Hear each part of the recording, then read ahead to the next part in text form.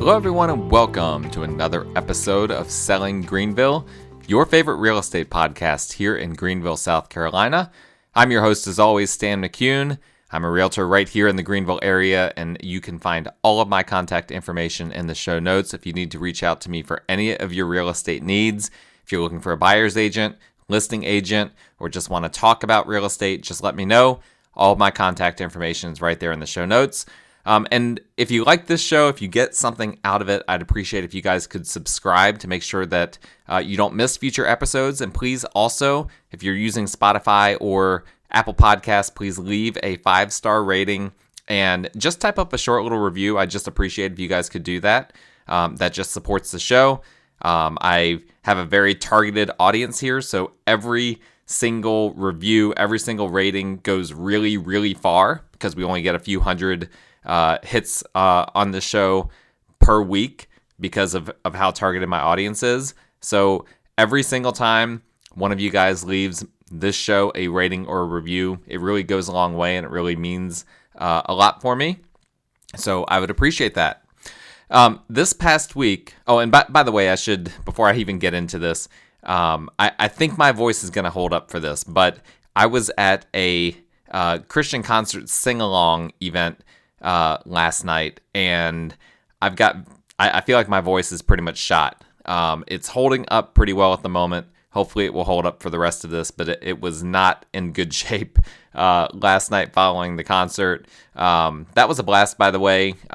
If any of y'all are into Christian music, we have a lot of, Greenville is known for having just massive churches. We just have huge churches everywhere. I was up in the Blue Ridge area of Greer over the weekend, and I passed by, just randomly another just church that looked like a college campus. Like, they're just everywhere.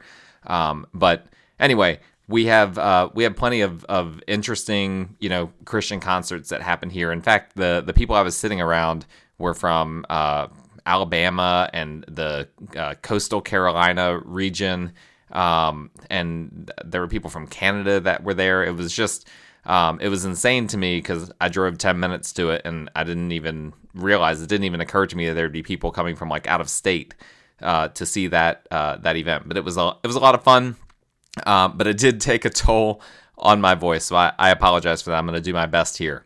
But last week I attended an annual event that we have here in Greenville. This is the first time I've gone to it, but it is a housing market forecast, and it's really geared towards home builders in the Greenville area.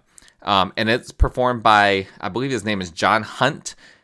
He is over at Market Insight, and they are really a firm designed to help home builders kind of figure out what to do next. They're really analyzing the market for a long time now. They have a great track record of anticipating trends and seeing what's going to happen in the future, kind of before anyone else is able to. And they do this housing market forecast, I believe, every year here in Greenville. I've heard of it for the past several years. And basically, they're just looking at, okay, what happened the past year? What do we think is going to happen the next year? And how does that affect real estate, particularly from the standpoint of home builders? But this event was open up to realtors as well. And so there's a lot of good information for those of us just in real estate generally, not merely those that are home builders.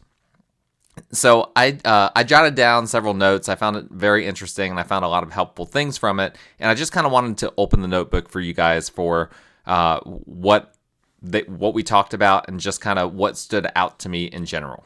So first things first, a ton of what we talked about was inventory related, right? Because everything in the market is about supply and demand. In real estate, we call supply inventory.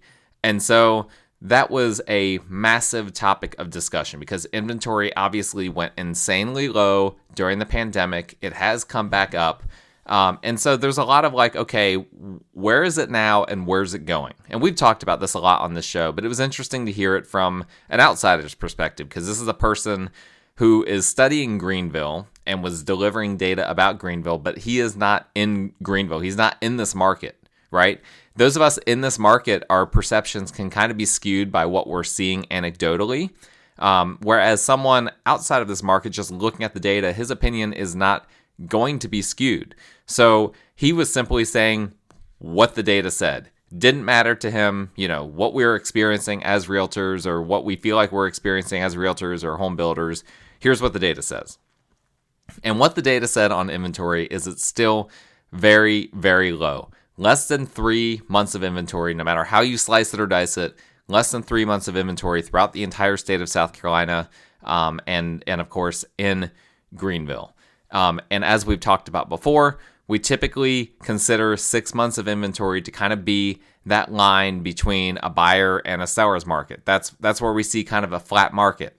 Now, I did say, I believe it was my last podcast, that maybe we need to rethink buyer behavior with regard to months of inventory, because it seems like buyers are now shifting their behavior to inventory being a lot less, but them treating it like it's a lot more. It feels, when 3 months of inventory feels like a ton of inventory when we've had 2 straight years of less than 2 months of inventory.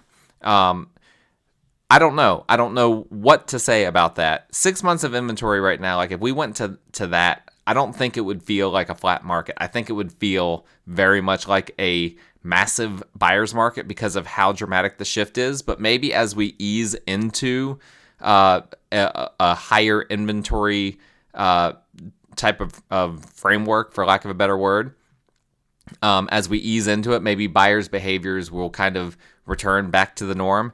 I don't know. Like I said in my last podcast, it's hard to really know if we're just entering a new normal, or if we're going to see things somewhat return back to a pre-pandemic norm. Right now, I'm operating under the assumption that we are experiencing a new normal.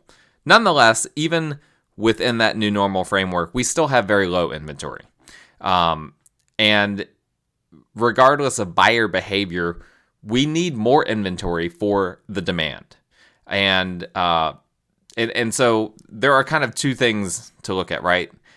How this all feels, because that's an important detail, right? When I'm working with buyers, like how do they feel? How do sellers feel? Like that's not really quantifiable, right?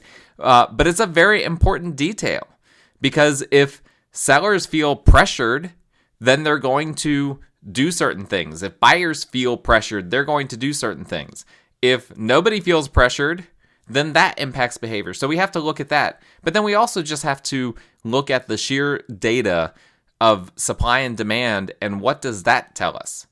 And from a housing perspective, looking at it just from the data, not looking at it from these anecdotal how people feel, John Hunt, let me double check to make sure that's the guy's correct name. 1 second here. I need to pull up his chart that he sent me. Yes, John Hunt, with Via Search and Market Insight. John said when you're looking at this data, there is no question inventory is low. Having less than 3 months of inventory, it is low. Really, it needs to be for people to feel like there is enough housing. There needs to be 6 months of inventory. And I will say, from this, there is a very clear standpoint where I think that all buyers would agree with this, even if, like I said, there is kind of this weird element of buyers treating this market a little bit more like it's a buyer's market than it is. But here's where it's definitely not a buyer's market. There's just not a whole lot of choices out there. If you're a buyer right now, where you feel the low inventory is that, okay, I'm looking for such and so house and it doesn't exist. It's just not out there. That's the problem. And there's just not a whole lot of homes coming for sale. Maybe you're treating it like a buyer's market, but you're not actually seeing the fundamentals of the market being a buyer's market, which is when it's a buyer's market, there are tons of options available. You can choose from, for an example, when I was looking for a house during the Great Recession, every single weekend, my wife and I would go out and look at houses, and we would have up to 10 houses to look at every single weekend. Like, that is insane. Imagine those of you that are, thinking about buying or in the process of looking at houses or whatever the case may be. Imagine if there were 10 eligible homes per weekend that you could look at that are just on the market. That's what a buyer's market looks like. Nobody has seen anything like that in a decade, basically, but over a decade at this point. So what we need is something in between those two extremes, and that would be basically getting to 6 months of inventory. If we did that overnight, that would be a system shock, and we would really, like I said, it would really feel like a buyer's market, even though there wouldn't be the full options of a standard buyer's market. But right now, I feel like we're in a good place where we're inventory has gone up enough to give buyers some more options, but it hasn't gone quite to the extreme where people just are flooded with options. Sellers don't know what to do because there's way more competition than there was before. And so where we are right now, I think is a good spot, although what John Hunt did indicate is that we're going to continue to see low levels of inventory for a long time. And I've told you guys this multiple times because we're all looking at the same data here. There's a lot of reasons to believe inventory is going to stay low for some time. It's highly unlikely that we'll reach that point of 6 months inventory. I just don't see how that could happen, barring some kind of a major global economic event. And so we're at less than 3 months of inventory. I'm sure we'll get above 3 months at some point, but at the moment, it's looking like it's kind of plateauing. And that was what John Hunt with Market Insight saw as well from his perspective. Now, one thing that he pointed out that I thought was helpful, because I always was curious about this, because I look at there are numbers about housing data that the government issues, the U.S. government will issue, and frequently, I actually had someone that I respect on social media one time when I said about inventory levels being, really low, that they need to go above 6 months of inventory to be a buyer's market. He posted a graph that was a U.S. government graph that showed inventory levels were above 9 months. And I've seen these before as well. And it never made sense, because I'd be seeing one graph published from one publication that said 2.5 months of inventory, and then the U.S. government saying that we're at 9 months of inventory. Like, what's going on there? Well, John explained it very succinctly, and that's that the government includes a lot of homes in their inventory numbers that aren't actually homes yet. Specifically, homes or permitted but not started homes. In other words, when home builders have gotten permits to start a home but haven't actually started a home yet, those are included in the government's numbers, and that's a really bad thing to include in inventory numbers, because that's not actual inventory. And home builders will sometimes get those permits and sit on those permits and not start building for a very, very long time. So if you see numbers out there that say that there's 9 months of inventory, it's probably that data that's including a bunch of homes that aren't actually homes yet. Inventory that's not actual inventory. It's like if you went into a grocery store trying to get eggs right now, and we all know that there's an egg shortage at the moment. I'm recording this in January 2023. You go into a grocery store and they're out of eggs, and you double check with someone there like, hey, I just want to make sure you guys are out of eggs because I don't see any. And they say, oh yeah, we have eggs. And you're like, okay, well, where? They're like, well, they're in the chickens. Like, we have chickens that are going to lay eggs. And so we have eggs. And it's like, okay, but I can't buy them? No. You can't buy them yet because they're still in the chickens. The chickens haven't laid them yet. That's not having eggs available, right? But that's essentially what the U.S. government is doing when it's calculating these inventory numbers. It's counting the eggs that are still inside the chickens. Okay, so that aside, here's some more takeaways that I took from this housing market forecast. We talked about the the fact that investments during an election year really slow down. People, for whatever reason, people slow down. Well, we know the reason. People slow down their investment behavior, and this includes real estate investments, right before an election. So this particularly happens during October, November of an election year. But here's the funny thing. Basically, what people are doing is they're kind of feeling out the waters. They're not sure what's going to happen. They want to kind of have a sense of what's happening in the U.S. government before they, use their hard-earned money to make investments. But it doesn't ever change consumer behavior or investment behavior after the election. And so it's almost like people just want to make sure, okay, there's not going to be something absolutely insane that happens. And as long as nothing absolutely insane happens during, an election, then they just go back to their normal behavior. And basically, I don't know what it would take for people to not go back to their normal behavior, but it would probably have to be, basically us electing, some kind of insane like neo-Nazi for president or something like that.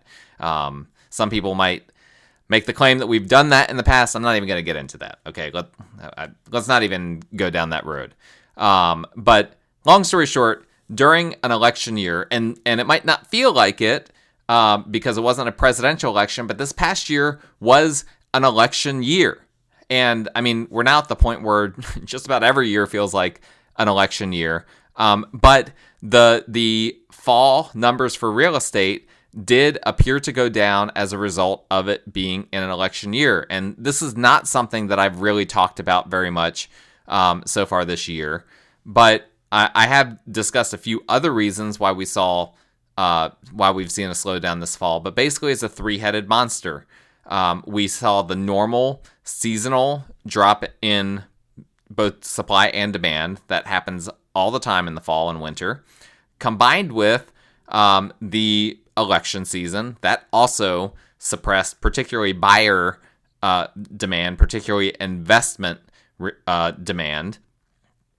And then all of that combined with higher mortgage rates also coming together and completing the three-headed monster. So all of these things resulted in things just slowing down dramatically the past 3 months. So it'll be interesting to see. It feels like all of those things have bottomed out, right? We're out of the election year, so we shouldn't be experiencing any more after effects from that. We'll be starting as we get into like late February, early March. We're going to start ramping up into the busy season of real estate. And then a lot of indicators, and since I last recorded this podcast, there's been more indicators with major people in the Fed saying that they think rates need to come back down, or at least that there needs to be no more rate increases. That for the first time really in several months now, we're starting to see, and there's disagreement. It's not completely agreed upon among Fed officials. But we finally started to see major people in the Fed saying, you know what, maybe we've done enough in terms of rate hiking, and now it's time to kind of slow down or maybe dial those rates back a little bit. So those, as you know, as we've talked about, that has an indirect effect on mortgage rates. And so as the Fed, in theory, slows down their rate increases or perhaps even decreases their rates, then we'll see mortgage rates go down. And so all of these things would indicate that we've kind of already seen the bottom, again, barring some kind of major recession. And a minor recession, I don't think will have a dramatic impact on the real estate market. I could see a major recession having a big impact. So we'll just have to see. In my bold predictions podcast I did a few weeks ago, I predicted a mild recession. I don't think it's going to have a major impact overall, but I've been wrong before. We'll just have to see. With regard to mortgage rates, this was a number that I found very interesting and very helpful. Market Insight predicted that the average mortgage rate that disproportionately impacts buyer behavior is once we get above 5.25%. In other words, below 5.25%, you don't see a dramatic swing in buyer behavior. You don't see a dramatic swing of people looking to purchase real estate that are, just dropping out of the market. But once you get above 5.25%, you see a bunch of buyers dropping out of the market. Now they can no longer afford real estate. And he didn't get into the nuts and bolts as why it's 5.25%. I'm sure that there's a variety of things in there. And a variety of things that are causing that specific number to be what it is. But I found that very helpful. So I'm going to be tracking these mortgage rates now. I already do, but tracking them to see if they go below 5.25%, how that really impacts real estate. Are we going to all of a sudden see a massive influx of buyers come into the market if, at some point this year we see rates go down below that number? He also talked about, and I thought that this was good. I already knew this, but it was the way he framed it was really helpful. You're going to see a lot of news articles in the upcoming months, and you probably already have, saying that prices have gone down 25% or 30%, things like this. And these are very disingenuous, and honestly, they're intended to deceive articles. It's clickbait at the end of the day. Prices have not gone down 30%. Prices are not likely to go down 30%. What these articles are talking about is the rate of growth slowing down. So if you see, for instance, if we had, prices slow down from a 20% year-on-year growth to only a 5% year-on-year price appreciation, that is and you take the percent differences, that's what, a 75% slowdown? I don't even know. That's I'd have to Google exactly how to determine the percent slowdown between 2%. But you would see articles, let's just say for the sake of argument, that's a 75% slowdown. That's not saying that prices have gone down 75%. They still went up 5%. But in comparison to the year before, when they went up 20% year on year, that is a 75% or whatever it is slowdown. And so those are the types of articles that you're seeing. And I've had people tell me, my buddy who's a realtor told me that prices are going to go down 40% this year. Well, your buddy who's a realtor has taken hook, line, and sinker the clickbait that's out there. It is very, very unlikely that prices are going to go down that much. Is it impossible? No, nothing's impossible. But even during the Great Recession, we didn't see prices go down like that. Like that would be, we're talking about like an asteroid hitting the U.S. and like wiping out half the population. That's what it would take for prices to actually go down 40%, in my personal opinion. So don't take that clickbait. Understand that what we're seeing right now, I'm not saying prices won't go down year on year. And as I talked about, I believe last week, there have been even normal months where prices have gone down year on year, just in a standard month, just kind of a fluky month where we saw that happen. But when you look at year on year in the long trend, it always continues to go up in a normal year. And that's what all indicators are that we're going to see that happen in 2023. Now, what is a normal year? This was an interesting one as well. Going back, I believe it was 47 years, the normal rate of appreciation for a home is 4.6%. File that away in your mind. That'll be helpful. I'm definitely going to be referring back to that number at some point in the future, because that was a number I'd never heard before. It was extremely helpful, and it really gives you a sense, okay, if I'm investing in real estate, what can I expect? You can expect 4.6% appreciation. Now, that's not the only thing when you're investing in real estate that you get, right? If you have rental properties, you get also potential, if you do it right, you get cash flow, and if you talk to your accountant, probably some opportunities to write some things off on taxes as well. And so the appreciation at 4.6%, if you're a real estate investor, it's just kind of gravy on top of everything else. But 4.6%, that's the normal. And so what John did was he then took that number and then kind of tried to figure out, okay, what does this mean for like what's happened in real estate the past several years, right? Because we've seen like a couple of years in a row now where we've seen like 15 to 20% appreciation in the Greenville market. And that seems scary, right? And I'm sure you've seen articles out there saying, "Oh, we're in a housing bubble." I'm sure you've seen your friends on social media, "Oh, we're definitely in a housing bubble. There's no way prices, can't possibly go up 20% year on year. It doesn't work that way." And he specifically referenced that he saw a lot of articles basically comparing the market now to what it was in like 2011, 2012. Well, 2011, 2012, prices were insanely cheap because we had just come out of the Great Recession. And so, these kids that are writing these articles trying to compare the market now to then, they don't know what they're doing. They're not comparing correct data. And so he said, well, when was the market last normal? He made the argument that the last time we had a normal market was 2002. And the reason he felt that way was that after 2002, we started to actually see the housing bubble begin due to, poor lending practices and all sorts of different things that caused then the market to really start to see insane appreciation that it should not have seen. It was artificially bloated appreciation. And so the market between 2003 and 2007 went crazy. Prices skyrocketed in artificial ways. And so 2002 was the last quote-unquote normal year, so basically 20 years ago. Then we saw prices skyrocket, and then the Great Recession happened, the bubble burst, and then prices went way, way, way, way down, right, in comparison to where they had been.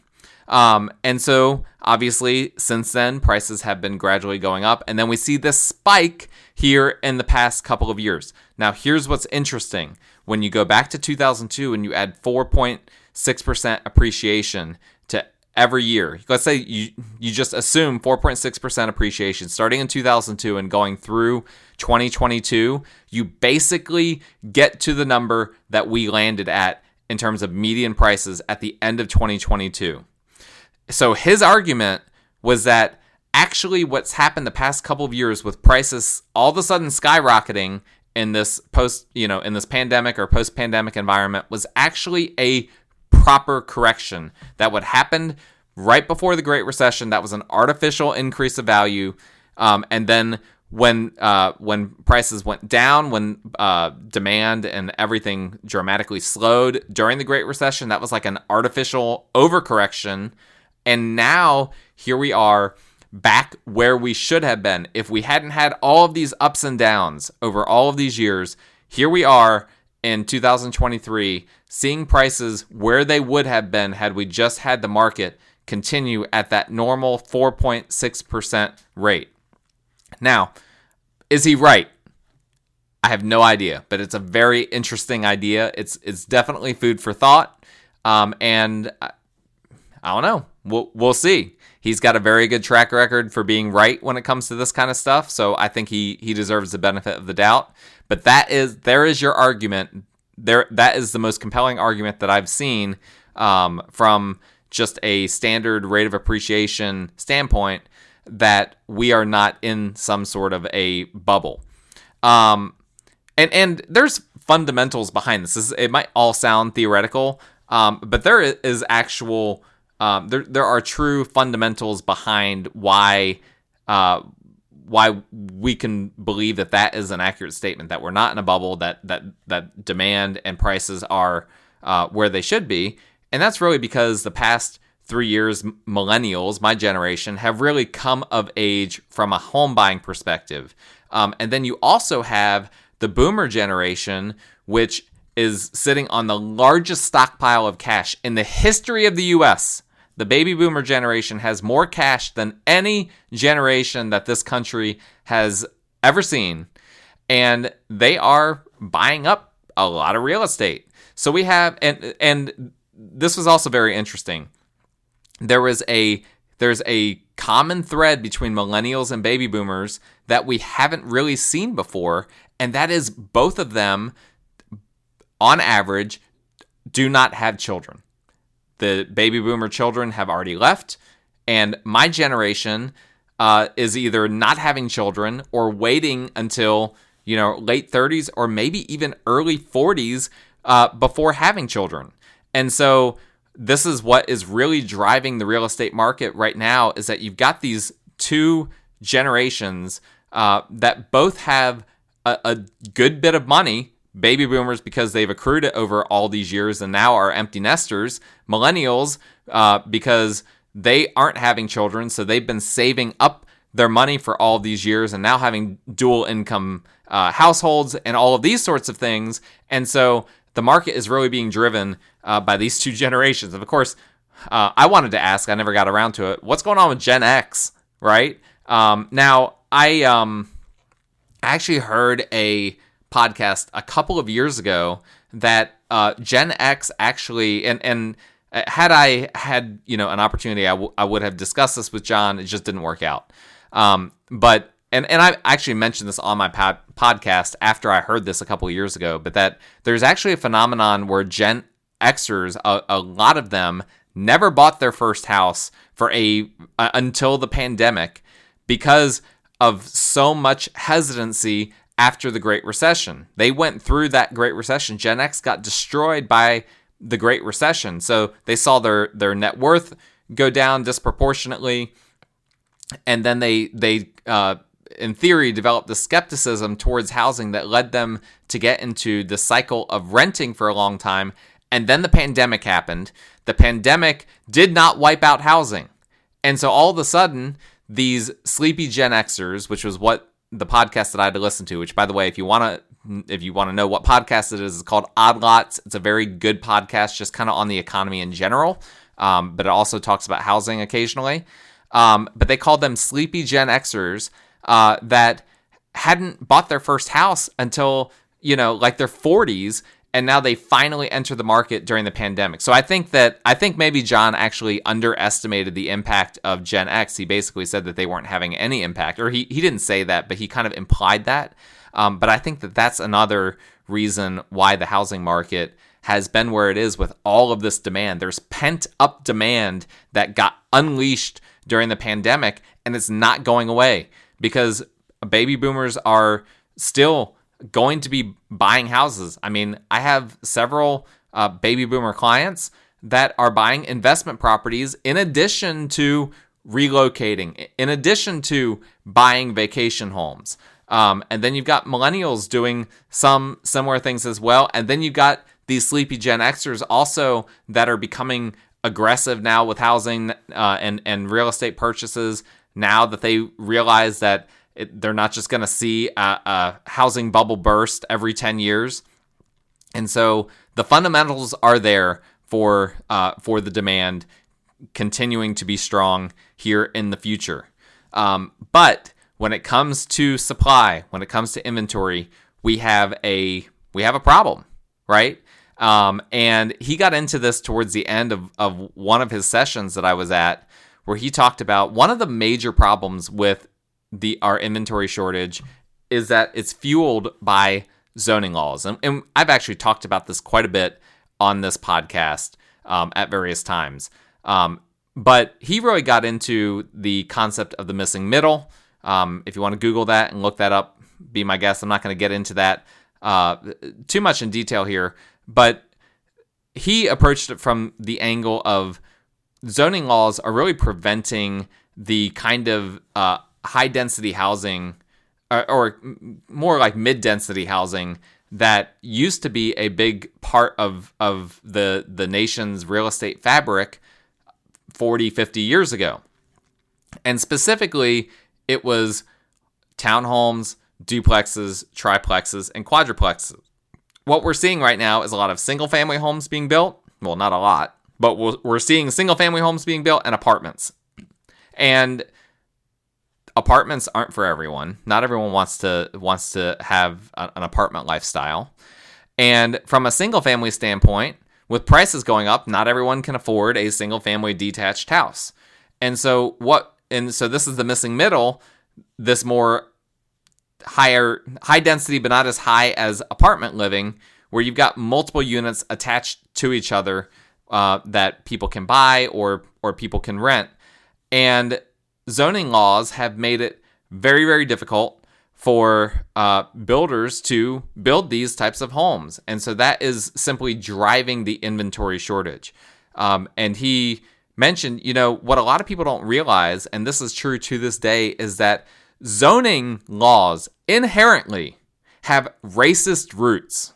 Okay. And he referenced Atlanta used to have basically two types of zoning. The city of Atlanta, which is a kind of a cousin city to Greenville. A lot of what happens in Atlanta happens in Greenville.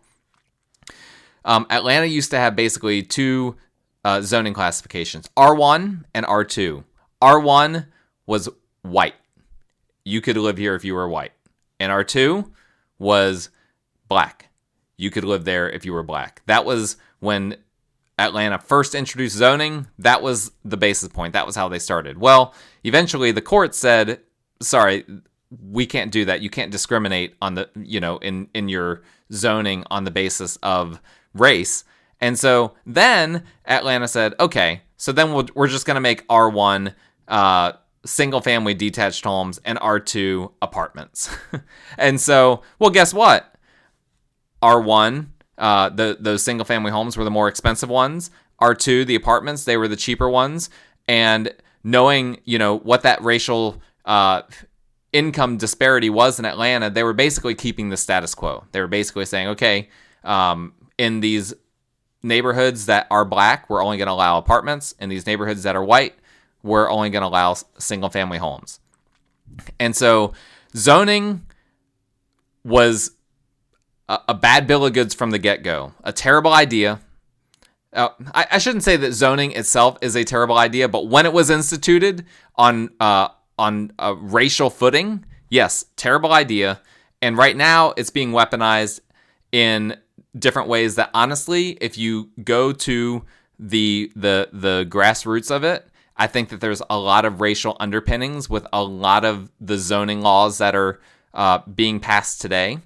And we're paying for it to this day.